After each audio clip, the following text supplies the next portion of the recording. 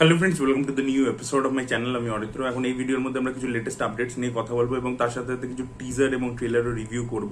তো সবচেয়ে প্রথম আপডেটটা হচ্ছে, যেটা একটা বিশাল বড় বাজ উঠে আসছে, তামিল বহু নিউজ পোর্টাল থেকে বলা হচ্ছে, সেটা হচ্ছে থালাপতি 69 যে ছবিটা হতে চলেছে, বিজয়ের ছবি, সেই ছবিটা ডিরেক্ট করুন এইচ বিনোদ। তো কদিন আগে এইচ বিনোদের কথাবার্তা চলছিল কামাল হাসানের প্রোডাকশন হাউস রাজকমল ফিল্ম ইন্টারন্যাশনালের সাথে, এবং তাদের একটা ছবিও অ্যানাউন্স হয়েছিল। এইচ বিনোদ ডিরেক্ট করার কথা ছিল, কামাল হাসান তাতে অ্যাক্টিং করবে এবং তার ইভেন প্রিপারেশন ইত্যাদিও চালু হয়ে গেছিল। কামাল হাসান 233 হওয়ার কথা ছিল ওটা। দেখবেন এখনো ইউটিউব চ্যানেলে গেলে একটা ভিডিও পাবেন যে কামাল হাসান টার্গেট প্র্যাকটিস করছে। তো ওটা নাকি আর্মির ব্যাকড্রপে একটা গল্প হওয়ার কথা ছিল, কিন্তু ছবিটা যেহেতু প্রচন্ড এক্সপেন্সিভ হয়ে যাচ্ছিল, তো সেই জন্য ছবিটাকে শেলফ করে দেওয়া হয়। এবং তারপরে এইচ বিনোদ এই ছবিটা বিজয়ের সাথে প্ল্যান করেছেন। এইটারও কিন্তু এখনো যেহেতু খুব এক্সপেন্সিভ ছবি এবং বিজয় যেহেতু ফিজ অনেক বেশি নেবে, তাই জন্য এখনো কিন্তু প্রোডাকশন হাউস এখনো ফাইনাল হচ্ছে না। মানে কেভিএন প্রোডাকশনের নাম উঠে এসছে, কানাডা প্রোডাকশন হাউস, বাট কখনো শোনা যাচ্ছে মাইথ্রি মেকার্সও নাকি প্রডিউস করতে পারে। তো এরকম নানান রকমের বাস চলছে আর কি, রিপোর্ট চলছে। তো দেখা যাক এই ছবিটা কবে অফিসিয়াল অ্যানাউন্সমেন্ট আসে। বাট যেটা শোনা যাচ্ছে এখন, সেটা হচ্ছে যে কামাল হাসানের নাকি এই ছবির মধ্যে একটা ক্যামিও থাকতে পারে। থালাপতি 69 নাকি কামাল হাসানকে আমরা দেখতে পেতে পারি, এরকমই একটা আপডেট উঠে আসছে। তো দেখা যাক। বিজয় এবং কামাল হাসান অলরেডি আমরা লিও ছবিতে একবার দেখেছিলাম, কামাল হাসানের ভয়েস ছিল আর কি, বাট সেটা তো এলসিউর পার্ট বলে। তো এইচ বিনোদকে এই জিনিসটা করাতে পারে, করালে আর কি বিশাল, মানে একদম যদি স্ক্রিনে নিয়ে আসে কামাল হাসান এবং বিজয়কে, তাহলে কিন্তু বিশাল বড় একটা ব্যাপার হবে। পরবর্তী আপডেটটা হচ্ছে অজিত কুমারের ছবি ভিডিয়া মুয়ার্চিকে নিয়ে। তো এই ছবির মধ্যে অজিত কুমারের দুটো লুক থাকতে চলেছে। ফ্ল্যাশব্যাক পোর্শনসের জন্য তার চুল কালো দেখতে পাবো, এবং যেগুলো প্রেজেন্ট ডে পোর্শন সেখানে তার সাদা চুল দেখতে পাবো। দুটো আলাদা ডিফারেন্ট লুক করা হয়েছে। এবং এই মুহূর্তে আজারবাইজানে শুটিং হচ্ছে লাস্ট শিডিউলে। সেটা কমপ্লিট হলে তারা রামোজি ফিল্ম সিটিতে আসবে। হায়দ্রাবাদে 8 দিনের শুটিং বাকি আছে, সেটা কমপ্লিট করলে ছবিটা কমপ্লিট হয়ে যাবে। তারপর পোস্ট প্রোডাকশনের কাজ চলবে এবং ছবিটা মোস্ট প্রবাবলি দিওয়ালিতে রিলিজ হতে চলেছে। পরবর্তী আপডেট হচ্ছে রাজ এন্ড ডিকের আপকামিং সিরিজ নিয়ে, যেটার নাম হচ্ছে রক্তবীজ বলে। তবে এটা রাজ এন্ড ডিকে নিজেরা ডিরেক্ট করবে না। এটা একটা পিরিয়ড ফ্যান্টাসি থ্রিলার জনরার হতে চলেছে। অগস্ট মাস থেকে শুটিং শুরু হয়ে যাবে, বাট এটা ডিরেক্ট করতে চলেছেন তুমবাডের যিনি ডিরেক্টর ছিলেন রাহি অনিল বাড়বে। তো তিনি আর কি, যিনি গুলকান্দা টেলস বলে যে কাজটা, যেটাও রাজ এন্ড ডিকে প্রডিউস করেছে, সেটা ডিরেক্ট করেছিল। তো সেই আর কি এই শোটা ডিরেক্ট করতে চলেছেন। এবং এতে সামান্তা তো থাকবে, আদিত্য রয় কাপুর থাকবে, তার সাথে ভামিকা গাভিও এই স্টার কাস্টে অ্যাডিশন হয়েছে আর কি। পরবর্তী আপডেটটা হচ্ছে ধানুষকে নিয়ে। তো ধানুষ রায়ানের পরবর্তীতে আরো একটি ছবি ডিরেকশন দিতে চলেছেন, এবং সেই ছবিটা প্রেমালু স্টাইলের একটা ছবি হবে। রায়ান একটা পুরোপুরি গ্যাংস্টার ফিল্ম আর কি, আপনারা দেখতেই পাচ্ছেন, ট্রেলার অলরেডি বেরিয়ে গেছে এবং সেটা প্রচন্ড ভাইলেন্স তার মধ্যে থাকতে চলেছে। বাট তার পরবর্তী ছবিটা একেবারে পুরো হাটকে একটা ছবি হতে চলেছে, যেটার মধ্যে কমেডি, লাভ স্টোরি, সেরকম একটা রম কম স্পেসের মধ্যে হবে।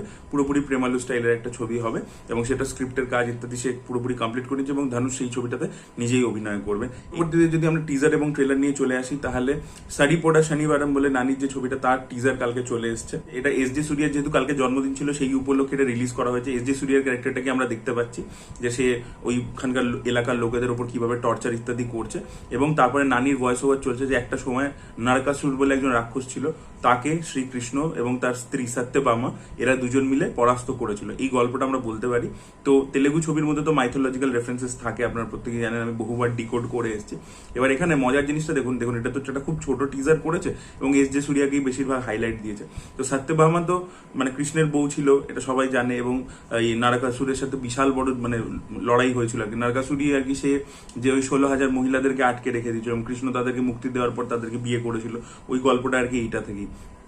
এবার এখানে যে জিনিসটা দারুণ একটা জিনিস, ছোট জিনিস আমি নোটিস করলাম, বাকি ছবিটা বেরোলে আরো মাইথোলজিক্যাল রেফারেন্সেস যদি থাকে তার মধ্যে, সেটা অবশ্যই ডিকোড করবো, যে নরকাসুরকে বলা হয় হচ্ছে ভূদেবীর ছেলে, ঠিক আছে। এবং নরকাসুরের একটা মানে বরদান ছিল যে তাকে জন্ম দিয়েছে সেই তাকে মারতে পারবে, ঠিক আছে, এটা বরদানটা ছিল আর কি।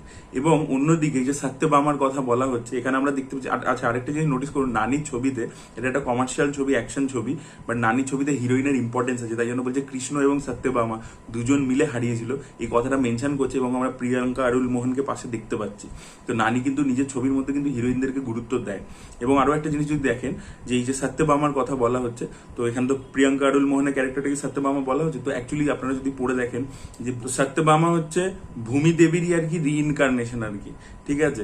তো এবার নরকাসুর হচ্ছে ভূমি দেবীরই পুত্র, আর সত্যভামা হচ্ছে ভূমি দেবীরই রিইনকারনেশন।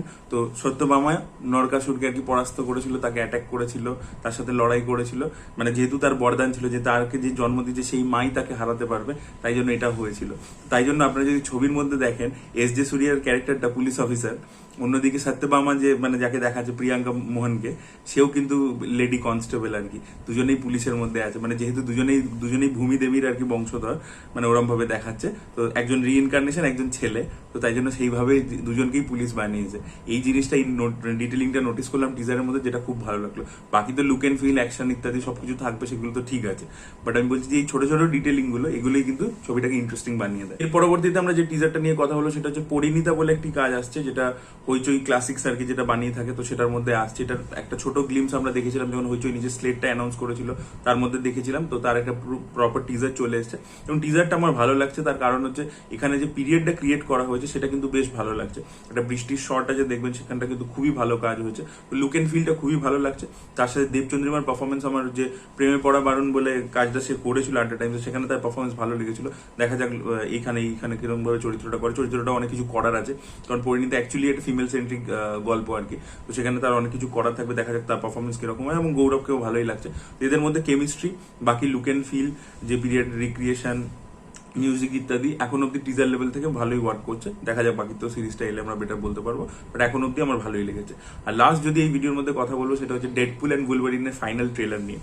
তো ভাই ফাইনাল ট্রেলারটা এখনো অব্দি আমাদেরকে যে ট্রেলার, যা টিজার সবকিছু দেখিয়েছে, সেখানে কিন্তু প্রমোশনাল কন্টেন্টে দেখবেন কমেডিটাকে বেশি করে প্রাধান্য দেওয়া হয়েছে, বাট এখানে ইমোশনাল অ্যাসপেক্টটাকে প্রাধান্য দেওয়া হয়েছে, যে এইটার মধ্যে সিরিয়াস কিছু ইমোশন থাকবে, এবং যেহেতু উলভারিন আছে তাই জন্য একটা সিরিয়াস ইমোশন। এবং ডেডপুল বলছে যে আমি মানে, তো আমার দুনিয়াতে তুমি হচ্ছে দি এক্সম্যান, ঠিক আছে, মানে তুমি সবকিছু ছিলে, সর্বা ছিলে, তোমাকে লোকে আগে হিরোর মতো সেলিব্রেট করতো, এবং অ্যাট দ্য সেম টাইম আমাকে আমার দুনিয়া বাঁচানোর জন্য তোমার হেল্প লাগবে।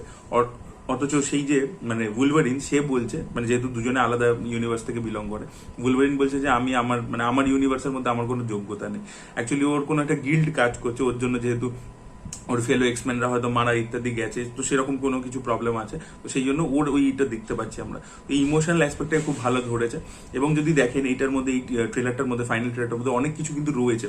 যেমন একটা জায়গায় আমরা দেখতে পাচ্ছি একটা লেডি ডেডপুল হেঁটে আসছে, এবং তার পিছনে আরো যেন ডেডপুলের আর্মি আসছে। তো কোথাও ডেডপুলেরও মাল্টিভার্স হতে চলেছে, তারও বিভিন্ন টাইপের ভেরিয়েন্ট আমরা দেখতে পাবো, সেটা আমরা দেখতে পাই ট্রেলারের মধ্যে। আচ্ছা, এছাড়া হচ্ছে ফার্স্ট এক্সম্যান যেটা এসেছিল 2000 সালে এসেছিল, তো তাতে যে সেবারটুথ হয়েছিল, তারপরে যে টড হয়েছিল, ওদেরকে আমরা দেখতে পেলাম, তো ওরা চলে এসছে। তো এখানে ভরপুর অ্যাকশনও থাকতে চলেছে। যে পার্টিকুলার শটটা, সেখানটায় কমেডি রাখা হয়েছে, যেখানে ও এরকম স্পাইডারম্যানের মতো করছে, তো এবার সেটাকে আর কি উলভারিন থামতে বলছে ওকে। তো মাইট বি হয়তো স্পাইডারম্যানেরও ক্যামিও থাকতে পারে, লেটস সি কি হয়। এখন তো সবই পসিবল, মার্ভেল যেভাবে জিনিসটাকে পুরোপুরি ক্রস ওভার করিয়ে দিয়েছে, তো দেখা যাক সেটা কি হয়। বাট ইমোশনাল অ্যাসপেক্টটা কিন্তু বেশ ভালোভাবে ওয়ার্ক করেছে। লুকিং ফরওয়ার্ড, আর বেশি দিন বাকি নেই, 5 দিনই বাকি আছে। দেখা যাক ছবিটা কিরকম হয়।